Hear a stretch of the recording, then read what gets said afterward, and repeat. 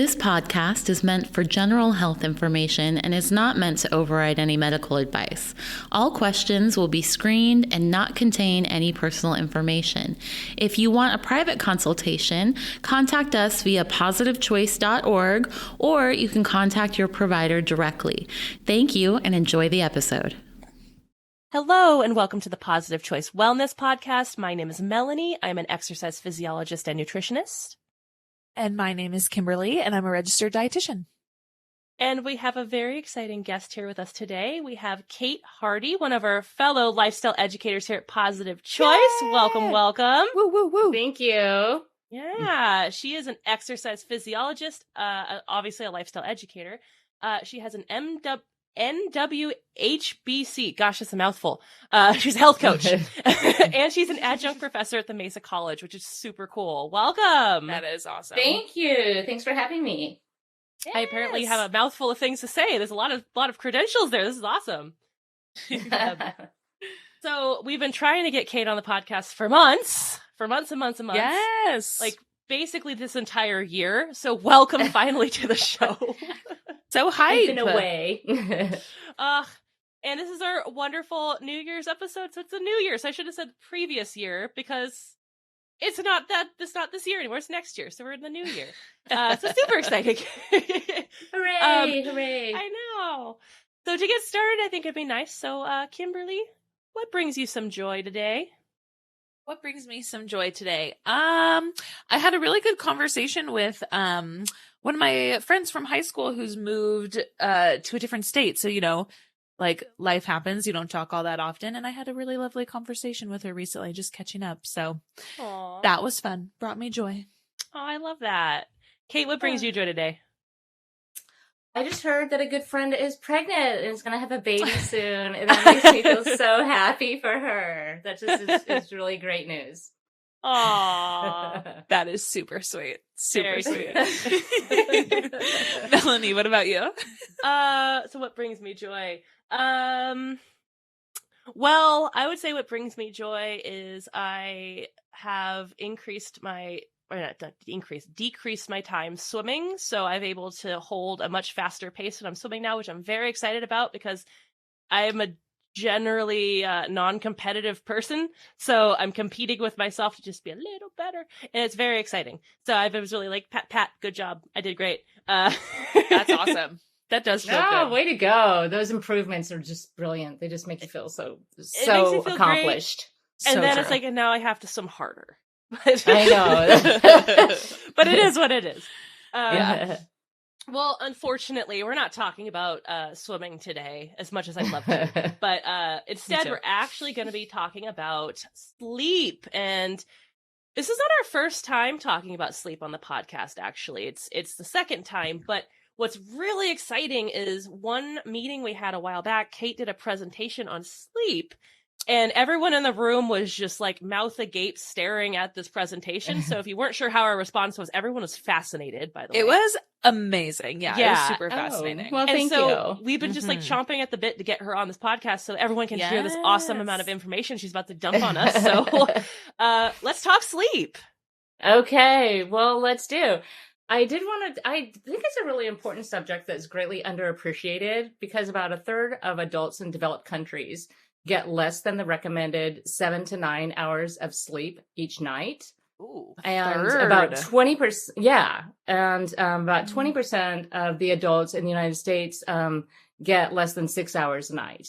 And I think we kind of live in a driven society where we actually kind of wear that as a badge of honor. Like we are far too important and busy to spend 8 hours in a comatose state doing nothing. But we are not doing nothing. Sleep is really, really important for restoring both our physical and mental health. And I just think it's greatly underappreciated. And there's also, you know, a percentage of those people who would be willing to prioritize the time to sleep. I'm a member of this group, by the way, which I don't like, but I struggle to get enough sleep. I'm perfectly, I'll make out the 8 hours and then I was like, go, sleep. And so having those problems, either getting to sleep or maintaining sleep, I've I've had a lot of struggles with that myself over the years, which is what kind of made me want to look into this in the first place. Yeah. And so when we are finishing today, I do have some tips for helping people try to get a better night's sleep. Oh, yeah. Love it. I think that's what everyone wants to know. The tips. Yeah. Yes. Well, we'll get to those too. Yeah. We'll get to those too. I'm terrible in math. This is a well-known fact about me. I'm awful at math. So you said 30%, like a third of population doesn't get enough sleep. And then you said 20% doesn't get even 6 hours of sleep. Is that 50% of the population then? Did I math right? No. 30% doesn't get at least 7 to 9. But, okay. But 20% of our total population is even worse than that. And they don't even get 6. So they could be a part of that 30%. Okay. Gotcha. Okay. Gotcha. Yes, they're part of that 30%. Because like my brain, sorry, I'm not sure. I'm terrible at math. So like I was like 20 plus 30 equals 50. And that's, hey, I got that. No, okay. That makes a lot more sense. Yeah, no, I made it sound worse than it is, I guess. No, I'm just terrible at math. No, well, that's pretty like not good all around, given that, like I think a general consensus is that people know sleep is good for you. It's something that's important for our health, blah, blah, blah. But it's not something we prioritize nearly as much as a million other things. You know what I mean? It often gets thrown on the back burner for like whatever busyness, or I'd rather watch TV or whatever the case may be. So that's in my opinion, a really decent percentage given that we know how important it is. You know what I mean? Yeah. I don't know. Yeah. I don't think everyone knows how important it is. I mean, you think of it as one of the pillars of good health would be getting enough rest, good nutrition, and exercise. But I've actually heard, sleep professionals talk about it as the foundation of good health. Without that, your other efforts towards nutrition and exercise, they just are not as beneficial. They're not as effective if we're not getting enough rest. And that's really important when we spend so much time and effort trying to get ourselves in shape, trying to get ourselves healthy. And then we ignore, something that could make that so much more effective. And so just to go over some things that can happen if you're not getting enough sleep, for those 20% of people that habitually get less than 6 hours of sleep a night, it's decreased the robustness of the immune system. In that group, there are higher rates of cancer, hypertension, cardiovascular disease, including congestive heart failure, and even an increased risk of Alzheimer's disease. Oh, wow. And even for, and who would have known? And even for moderate sleep reductions, meaning kind of, short-term sleep reductions, like a night or two of short sleep or sleeping less than 7 hours, which, 7 hours seems like a pretty decent amount. So if it's just a little bit less than 7 hours, we might not really think of that as a sleep deficit. Yeah. But our body does think of it as a sleep deficit, especially if it's night after night after night.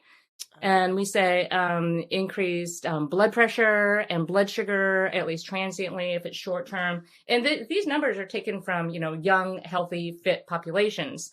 And if we can induce insulin insensitivity and high blood pressure in this group of people, think about people who already have those conditions and they get a little bit too little sleep, and how that's going to affect them and their physiology. It also decreases memory capacity and the ability to learn and focus, increased rate of depression, anxiety, and even suicidality. It negatively affects our gut microbiome, and which, as we know, is important to just about every organ system in our body. It increases appetite, so it makes people less willing to make good decisions because our frontal cortex is not making good decisions when we're tired. Mm-hmm. And if we're losing weight, if we're on a low calorie diet and we're not getting enough sleep, more of the weight that we lose comes from lean body mass rather than fat. And so that is going to be important to a lot of people, I believe, as well. Yeah, I talk about that a lot of classes. Like when we're trying to lose weight, you want to lose the kind of weight you want to lose, which is fat, not lean mass. Lean mass is what has the metabolism attached to it. Yeah, absolutely. So basically you're saying if you don't get enough sleep, a lot of bad stuff's going to happen. Yeah, it screws up like every system that you have. Really. Oh boy, literally. Yeah. So, okay, because I have patients, I kid you not, they'll come to me and I'll have these discussions. We do like a brief, like tiny talk on sleep in our Healthy Balance classes. And I mention it, and I mention like how much sleep should we get a night? Like 7 to 9 hours. people like, well, I never can get more than 6 hours. Like I try and I literally just wake up and cannot get it. Mm-hmm. And it's like, I'm wondering what potentially could be the issue there, because, you know, we talk about like sleep hygiene. I'm doing like air quotes here, but sleep hygiene, but they're saying they literally, it's like they're sleeping and then bing, they're awake. That's it. They're done. That's it. They don't fall asleep anymore. So like, I feel like that's the kind of questions I get a lot from people are like, what do I do? Yeah. Yeah. Well, you know, people actually acclimate just like we do to any other environment that we are put ourselves in on a chronic basis. We kind of acclimate to what we always do. And we don't necessarily notice that we're not working and we're not performing at our best selves. Mm-hmm. And I know what that feels like too, to not be able to get enough sleep. But you know, it's possible there is a gene variant that is associated with people who actually function fine getting 6 hours of sleep, and they don't need 8 hours of sleep. It is, you know, and it's possible that those people are one of those people. It's highly unlikely though, because that gene variant, which is gene BHLHE41, the expression of this gene is less than 1 in 12,000 people. So it's, you know, it's not impossible, but it's very, very rare. Yeah. And so, yeah, it is really frustrating to wake up and not be able to go to sleep. That's the type of insomnia that I have, actually. I'm able to go to sleep, and I go to sleep at a normal, regular, reasonable time, I think, and I'm tired, and I go to sleep, and then I wake up, and I wake up, and I wake up, and I cannot go back to sleep. So that type of insomnia is called sleep maintenance insomnia. There's sleep onset insomnia, where you go to bed and you lie there and lie there and lie there, and you can't go to sleep. I know that one very well. Yeah. Like I feel seen. Thank you so much. Okay. Yeah, it's very frustrating, isn't it? Yeah. And actually, to get a diagnosis of insomnia, the individual needs to be dissatisfied with the amount of sleep they're getting and feel significant distress or impairment during the day. It needs to happen at least 3 nights a week for at least 3 months. And there are no coexisting medical conditions that are causing this lack of sleep. You know, maybe if there's a chronic pain issue and it's keeping them awake, or if it's apnea, that's different. That's sleep apnea. There's a different treatment for that than there is for insomnia. And so, but with those things met, then that person could get a diagnosis of insomnia. And the best treatment for insomnia is actually cognitive behavioral therapy. Yeah, it is not sleeping pills, which there's a lot of downsides to sleeping pills. They can be actually pretty dangerous. Interesting. So, yeah. So it's kind of like more psychological than we thought it was, huh? Yeah. Well, you know, especially when you have this condition for a long time, like I have, you actually, when you are having trouble falling asleep, you have this thought pattern. You know, our thought patterns are very cyclical, and you're like, oh, I can't go to sleep. I'm never going to be able to go to sleep. And that just reinforces the fact that you're not going to go to sleep.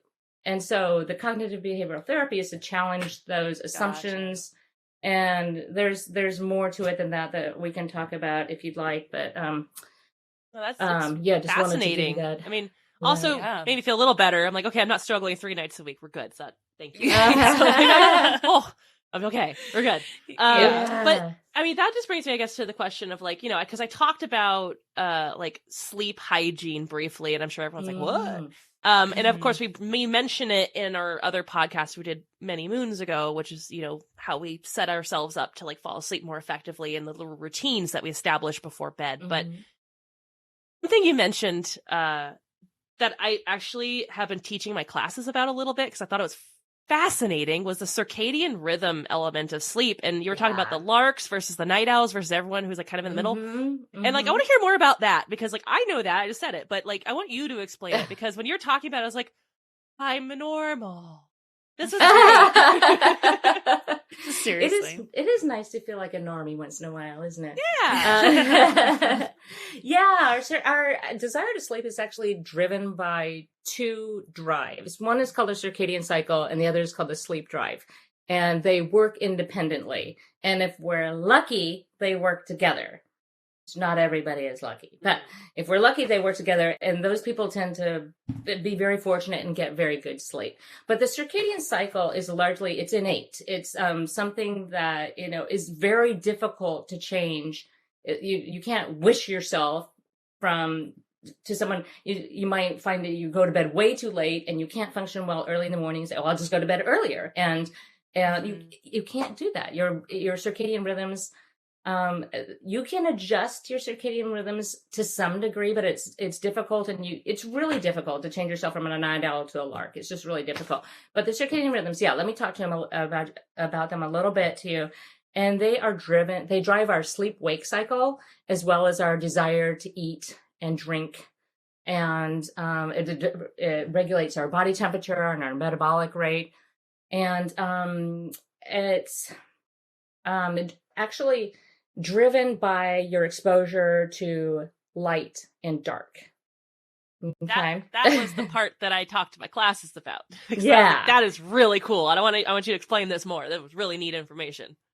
Yeah. Well, first, about 40% of our population are larks. That means they get up at the crack of dawn, and they also maybe want to go to bed a little bit earlier. And then about 30% of our population are night owls, meaning they want to stay up really late. So we're going to use a normal bedtime of somewhere between 10 and 11. And sleeping that sounds about like me. 8 hours. Okay, well, you're normal. Yeah. You're a normie. And then a normal wake-up time would then be about, 6 to 7. So about 8 hours later. So we have about 40% of the people that are quite a lot earlier than that maybe want to get up at about 5, but also are wanting to go to bed about 9. Want to go to bed at, 9 or even earlier, and get up really early. So then we have the night owls who stay up until 1, 2, 3, but then want to sleep half the day. And we know what those people are called. They're called teenagers. But those are not the people I'm talking about. I was going to say, that sounds like my brother, but he's in his 30s. So my God, so hilarious. He's a genuine night owl then, because all teenagers are night owls, because our circadian rhythms shift throughout our lifespan.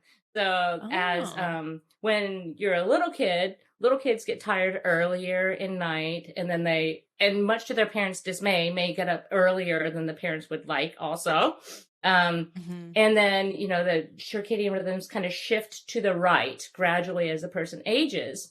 And then they shift way to the right during the teen years, where teenagers typically want to go to bed at, 1 or 2 in the morning, and then sleep till 10 or 11 in the next morning. And, you can't do that with your schedule. And so we kind of force them into our mold, which doesn't really work out very well, actually. There's about 30% of us, by the way, that are kind of in between and normies.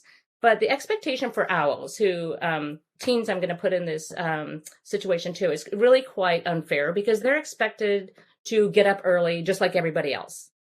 And they're expected to get up with a smile and be productive and be on their game, when they get to work or to school or whatever, when their frontal cortex is still asleep.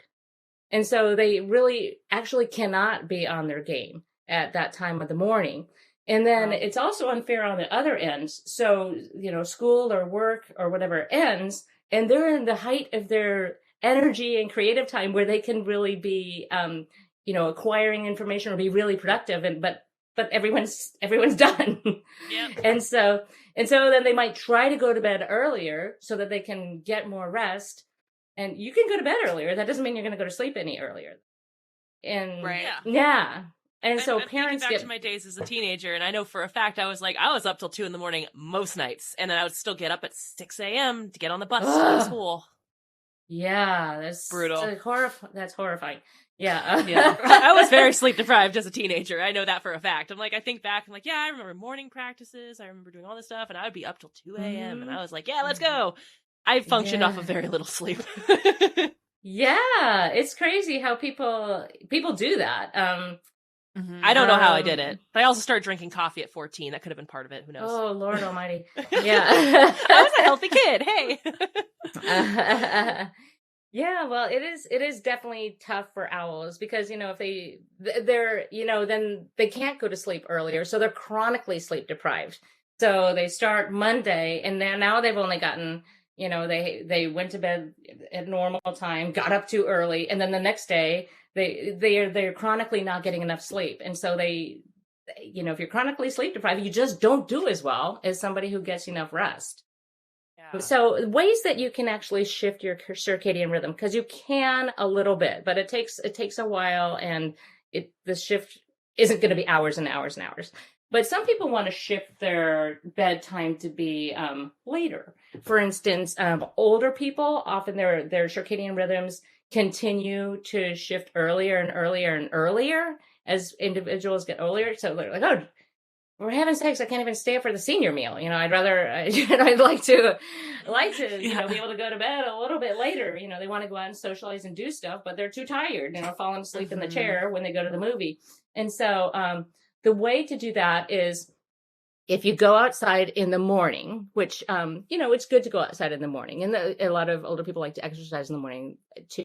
And that's still good, but sunglasses on in the morning. So no exposure to bright light in the morning. And then go outside in the evening and in the afternoon and in the evening, and no sunglasses. So you get that bright light exposure later in the day. And that actually, you want to let the light into your brain. There's a structure in your brain called the suprachiasmatic nucleus. And that's what actually runs your internal clock. So that's how you shift your circadian rhythms to the right, where you would actually wake up, or you'd be able to go to bed later and wake up later. Now, what's more common is people want to try to get up earlier. Yeah. And so to do that, it's exposing yourself to early morning sunlight, preferably right away when you wake up. Mm-hmm. And ideally going outside if you can. If you can't, sitting in a window box though is good, where there's lots of sunlight, and getting that sunlight early in the morning.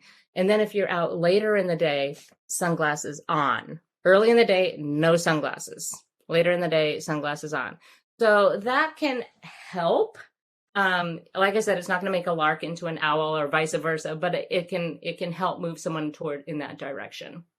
And I'm assuming that's something you'd have to do like pretty consistently, right? In order to like build that up. Yes. Yeah. You just do it once and it's not going to help probably. Magically. When I said early, I don't feel like I'm sleepy early. Come on. That's the American dream. Do it once while. And okay. Perfect. Yeah. Identification. Just get it done once. Yeah, exactly. Yeah. There's also an issue. Part. Yeah, that was the part, honestly, that I share with my classes, though, that like the shifting of your circadian rhythm, but obviously the consistency being the key. For sure. Mm-hmm. Mm-hmm. Yeah, there's problem, as people age, they start secreting less melatonin. Melatonin is a hormone that we start secreting in the evening that helps us wind down and want to go to bed. And older people have a more flat secretion of melatonin. It's kind of more level throughout the day, so they don't have that same thing. So there's some implication for using melatonin with an older population that it might be effective, which it hasn't been shown to be efficacious for a younger population. Okay. I won't say that I haven't tried it.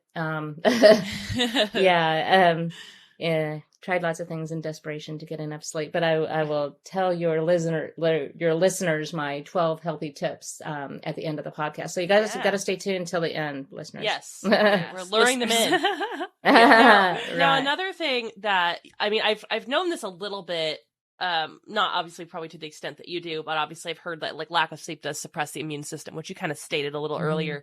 Want to get into that a little bit? Like, how is it affecting our immune system, right? Like, that's protecting us from all these germs. Indeed. Well, there's a couple things, a couple studies I can mention. One was a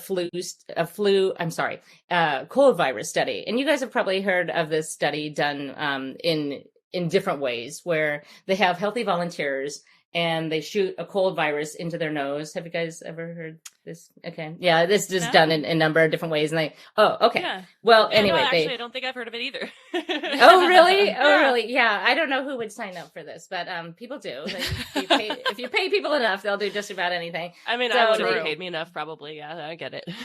Yeah. So these are healthy volunteers, and usually they're college students. So they're, by definition, they're poor, and so they're willing to do it. And by definition, they're also young, and so and probably reasonably healthy. And they found that if they were sleep deprived 1 week before for an entire week before the flu virus was shot into their, the cold virus was shot into their nose, meaning they were allowed only 5 hours of sleep a night, 50% of them got that cold. Oh. Wow. Now, 50% didn't, but 50% did. Now, those that were allowed to sleep 8 hours a night for the entire week before they shot that flu virus into their nose, the cold virus into their nose, sorry, only 18% got the cold. Oh, wow. So That's a huge difference. Wow. Yeah. It is a huge difference. So it can make a big difference about whether or not you're catching things that go around. And also there's an implication for the flu vaccine, which if you haven't gotten your flu vaccine yet, listeners, it's about time to do that. And for the week prior to getting your flu vaccine, you want to make sure to get enough sleep. There was another study done that said, and it showed that volunteers who slept 4 hours per night the week before they got their vaccine, which granted is quite a lot of sleep deprivation. Yeah. But 4 hours per night, they had less than 50% the immune response than those that got 8 hours a night. And so for people that are sleeping 6, 5, 7, there's probably a lot, a big range in there about how effective the vaccine is going to be. And so there's also been studies done with sleep deprivation and the hepatitis vaccines, and they've shown that they're much less effective if the individuals don't get enough sleep the week prior to getting the vaccine. So sleep before the vaccine. The week before, get enough sleep, The whole and you week, get the yeah. best result. Yeah, the whole week. Yeah. Right. Also, people who are sleep deprived are, they're higher receptivity to cancer. And they've even shown in labs that 1 night of 4 hours of sleep decreased the natural killer cells by about 70%, which are the cells that fight cancer and That's tumors. wild. Holy guacamole. After one night. Yeah. After 1 night. Yeah. Oof. Isn't that crazy? And they found that tumors are more aggressive in people who are sleep deprived. And actually, nighttime shift work is now classified by the World Health Organization as a probable carcinogen. Wow. Yeah. Wow. I didn't know Yeah. that. Yeah. I didn't know that either. Yeah. That's wild. Wow. It's Gosh. intense. So you're kind of just solidifying, like, y'all need to sleep. Like, get your sleep in. Yeah. Good. Let's do this. Totally. There's so much. And at so normal many sleeping hours consequences. too, right? As Yeah, opposed to I like know. being awake during the graveyard shift. Oh no. I know, and it's tough because we need people to work those shifts, Right. and Yeah. so it is kind of tough. But maybe just thinking about, okay, don't do it forever. If you're doing it, maybe just maybe do your dues and then try to get into a more normal sleep-wake cycle. It's more beneficial for the body. I don't know. I don't really know what to tell people that actually do that, but I don't think doing that long term is going to be doing them any favors, really. Right. Something that came to mind, I guess, is, let's think in like healthcare industry. There's obviously like nurses, for example, they don't always work a consistent schedule. Like sometimes they're scheduled a night shift, and so they go back and forth. Like they do that. How would someone in a position, like not necessarily if they're a nurse, but like, someone who works a schedule that's wildly variable like that, how would they be able to get sufficient sleep if one day they're sleeping at 9, the next day they're up at 9 to go to work? Like, how do you manage that? I think you have to quit. Great No, advice. I don't know. It's definitely rough. Melatonin is implicated for short-term sleep problems associated with the schedule changes and changing in flight zones and things like that. Time zones. Mm-hmm. It can be helpful for promoting sleep onset in some people, and it has been shown to be beneficial when used short-term like that. I think it's just going to be really tough for those people to get adequate sleep. And, when people's sleep architecture is better when they're younger, And so, young people are more able to just, they're probably thinking, what is she talking about? I can sleep anywhere, anytime, well, good for you. That doesn't necessarily continue throughout your lifespan, though. As people get older, sleep, people tend to struggle more with their sleep. And it's not just the stress, it's physiologically things happen and make sleep more challenging. So another thing I wanted to mention, the circadian drive we talked about, but there's also something called sleep drive, and that is caused by a buildup of adenosine, which is an amino acid. And so when we wake up in the morning, if we are well rested, our adenosine levels should be very low. And then throughout the day, if we're not napping, so throughout the day, our adenosine levels rise and rise and rise and rise and rise.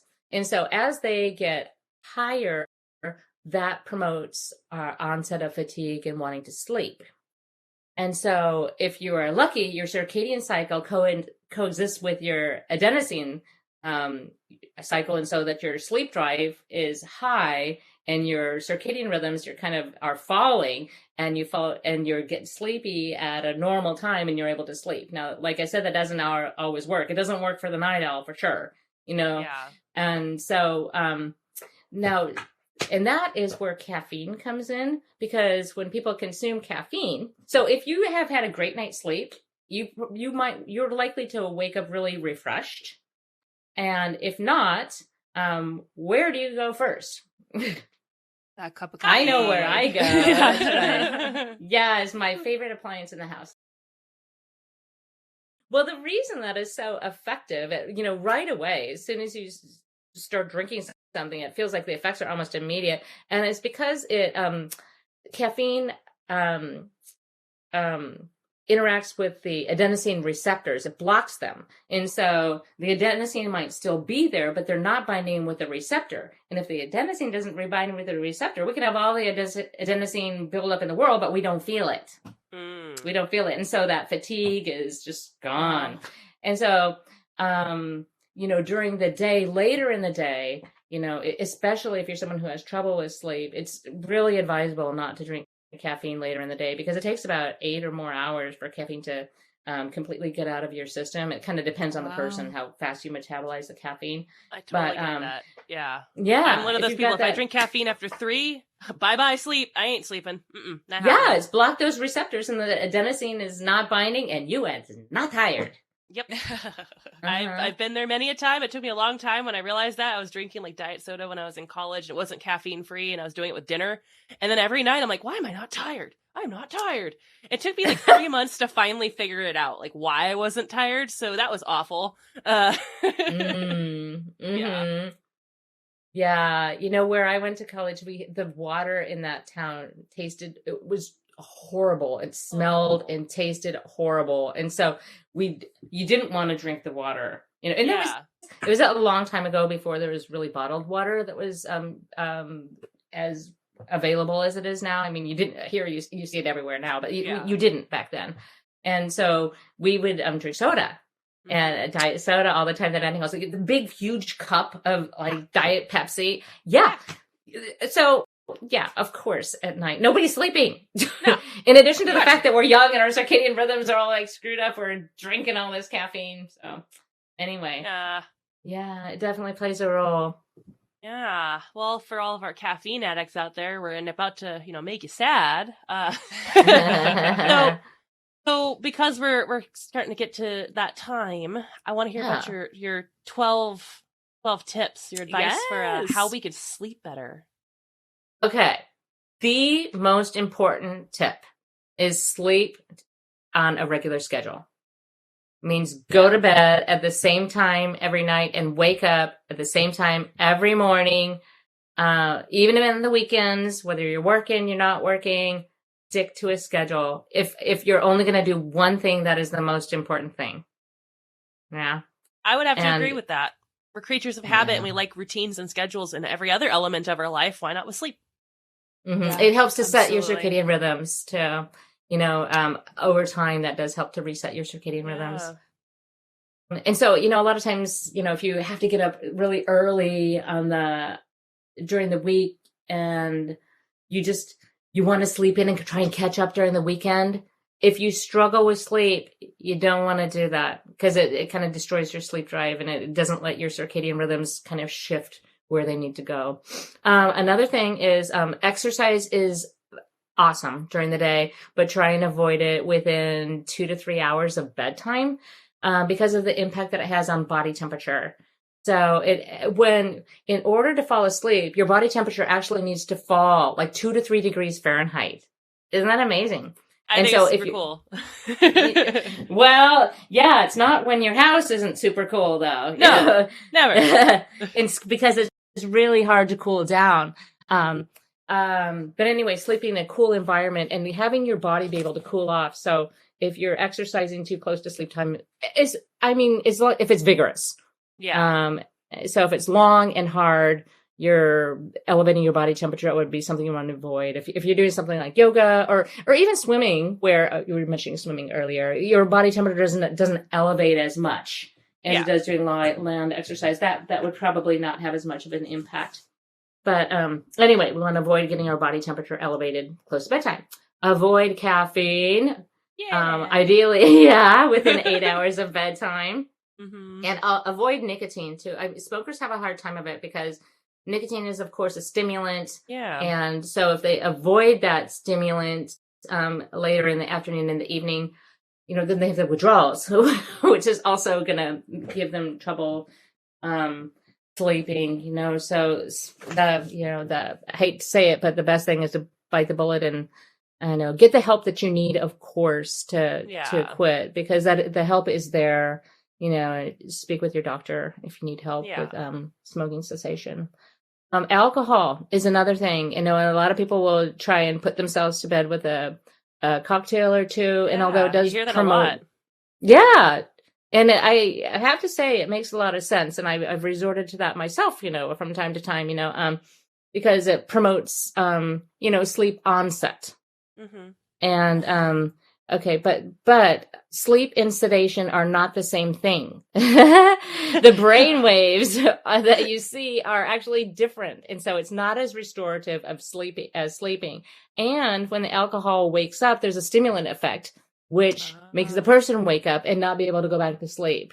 So it causes more fragmented sleeping of the person waking up and not being able to go back to sleep. Basically saying, like, are you sleeping or are you unconscious? Exactly. Yeah. And there's a difference. And also, alcohol has a major impact on REM sleep. I did know that, actually. It doesn't let you fall into a full REM cycle, right? Yeah. Yeah. And REM sleep is really important for completing our rest and completing a sleep cycle. And so, it has a pretty profound effect on that. So actually, the amount of alcohol to consume is 0. With that being said, people, the bearer of all the good news we're going to hear today. Quit smoking, quit drinking, quit having caffeine. Yeah, we got this. Let's go. I know. It's it depends on how badly you want to attack this sleep thing, but cut out at least take knowing the information, cherry pick what you want to work on here, right? Okay. Yeah. So another thing is, avoid large meals or beverages late in the evening, for obvious reasons. Mm-hmm. It's possible some medications can keep individuals awake. So if, going over the medications with your doctor, if they know, they might not have any idea that you're struggling with sleep unless you tell them. And it's possible they could switch out your medication for something different or switch the timing of it. That might make it easier for you. Yeah. Don't nap if you struggle with sleep.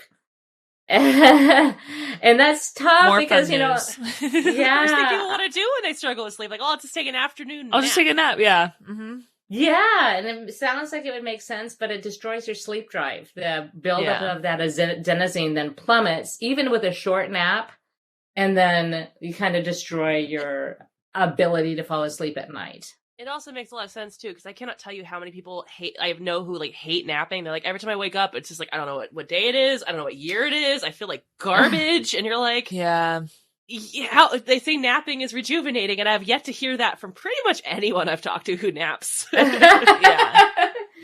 Well, napping, I think, can be great for some people, but if you struggle with insomnia, it's not good. It just isn't a good substitute for a good night's sleep.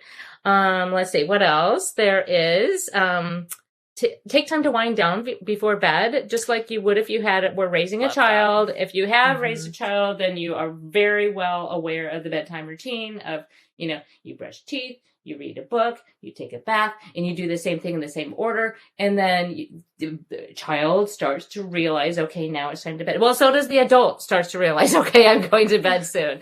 So if you go, at the same time and start having the same routine, that can be really helpful at setting a sleep rhythm. I do that with my cats. What? Oh my gosh, Melanie. Well, they're rehome. So one of them, he's a Savannah cat, so he's wild. He's a crazy kitty. He runs around the house. He meows. He's really loud. And I'm like, I'm not dealing with that at midnight. No. So we put him in kitty jail. It's not kitty jail. It's just our spare room. We put him in there with all their stuff, their litter boxes and things. But every night we're like, oh, hey, your time for treats. Let's pet the cats. We put the cats to bed. Okay, time to put the adults to bed. Now we go to bed. And it's our little routine now is we put cats to bed. Then we put us to bed. Does it work? Yeah, they jump into their spots, curl up, and you're like, okay, we're ready. I'm like, wow, we trained our cats. This is cool. Impressive. I didn't know you could do that with cats. I didn't either, but apparently you can. It's very cool. But yeah, I'm just thinking, I don't have kids, but I have cats. If it can have that impact on cats, think of the impact it could have on you, people who are struggling to sleep. Absolutely. Lesson learned: if you have cats, put cats to bed, right? Oh my goodness, I would have not thought of that. It's a little kooky, but also crazy kitty. But anyways, continue. Yeah. Another thing that you might want to try is taking a hot bath or shower before bed. Now, I know we in Southern California do not like to think about using extra water, so I kind of conflicted about offering this suggestion. But the reason that it works is when you elevate your body temperature. We talked about not exercising because it elevates your body temperature, but it elevates your body temperature inside your body. When you maintain that body heat. Now, if you are, producing the heat from the outside, or a jacuzzi would be a great, thing. And then there is a vasodilation of the blood vessels right underneath the skin that causes heat to leave your body. And so then it reduces your body heat after you get out of the water, cools you down, and that can promote sleep. So that can be something to try. Yeah. So another thing, another bearer of bad news, sleep in a dark, gadget-free room without TVs and phones and iPads. Yep. And, staring at that blue light at night is definitely not helpful. It suppresses melatonin. And so many of us are doing that for hours before bed. We're looking at our laptops or TV or phone or whatever. And, that can really be troublesome as far as sleep onset. You can try blue light glasses. I've been using those recently, and they do seem to be helpful. There's also the that night shift mode on phones, right? It switches the screen kind of yellow color. Yellow, yeah. Yeah, it's so hard to see. It's so hard to see what's on my screen that way. I'm like, I can't even read it now. Well, maybe that's beneficial. Maybe I don't need to read it right now. All right. It's too yellow. I give up. Exactly. Yeah, and the last thing is don't lie awake. This is probably the most painful one, is don't just lie there and lie awake, or don't look at your clock. If you are, I don't know how you would know if it's been 20 minutes if you don't look at your clock. But the advice is, if it's been more than 20 minutes, get up and do something else until you feel tired. Now, I don't know what you're supposed to do, because you don't normally you would go do some work, right? Which is on your computer with blue light, or you could read not on your iPad though. You could read a regular book, right? But you want to be actual pages. I know, and I try that, and but you don't want too much light, so you want to be in kind of a dark environment. I'm like, I can't see. I know. It's like, read a book by candlelight. You're like, the words are moving. I don't know how to read this. I've actually been reading a book with a headlamp on. I'm like, okay, this does seem a little bit extreme, you know? That's amazing. That's amazing. Yeah. It's funny. I feel like a that's little kid who's great. defying their parents' bedtime, you know, hiding under the covers with a flashlight. Oh my goodness. Oh, Yeah. that's great. So those are my tips. And another thing, if you wake up with an alarm clock, do not set the snooze button. Because waking up with an alarm clock is like, it's horrifying. You know, it's like you're sleeping and all of a sudden you're like jarred awake and like your stress hormones just go way out of control. They elevate so much. Well, don't do that to yourself repeatedly. Set the thing when you need to get up and get up rather than making that stressor happen over and over and over. I love that. That's actually a really great tip because I'm 100% that person. I'm like, snooze. But I also set my alarm like half an hour before I really actually have to get up so I can do that. So I'm like, let me give myself this half hour of really terrible sleep of not actually sleeping for half an hour, and then I'll get out of bed. Yeah, just set your alarm clock for the right time. Get some good sleep during that time, and then get up. Yeah, but I like to sit there and just hate that I woke up half an hour before I really should have woken up, and then proceed to listen to my alarm every 10 minutes. Come on, this is how I like to live. I just want to ruin my life. Well, if you like it, then I don't actually like it at all. My husband asked me this question, like, why don't you just get up? I'm like, no. Why? What are you talking about? Yeah, I'm very guilty of that. I am very much the snooze queen. I'm sure he wants you to get up rather than have your alarm keeping going off and waking him up again too. Huh? I did figure out though on my phone, which is helpful for anyone who uses their phone as an alarm. Your phone alarm can actually be set to like gradually increase in volume progressively over the course of however many seconds you set it to, which I didn't know until recently because mine used to turn on and it was very startling. And so now it's like this really slow, like, and I have like creak sounds. So it's just like nature sounds. So it's very, very quiet. Like it's a little louder. Peaceful. I'm like, it's a little nicer to wake up now. It's just I snooze it still, but you know, it's better than I anything like like that. I'm gonna have to have you you show me how to do that. That is, I'd be happy to. It saved my marriage, so we're great now. Well, thank you so much for coming on, Kate. It was so lovely to have you. So lovely. We learned so much. Yeah. Well, thank you for inviting me. Yeah, there's more to say, but I know our time is closing here. We can always have you back. Like we'll I'd be happy. Again, we can do a sequel Part podcast 2 down the road. But we'd love to. Yeah, but unfortunately, because it's a little extra long episode, so we're gonna have an extra special one for everybody today. But I know. But with that being said, for those of you who are listening, make sure you like, share, subscribe. If you're watching on YouTube, make sure you comment below. But with that being said, until next time, everybody. Bye, guys. Bye. Bye, guys.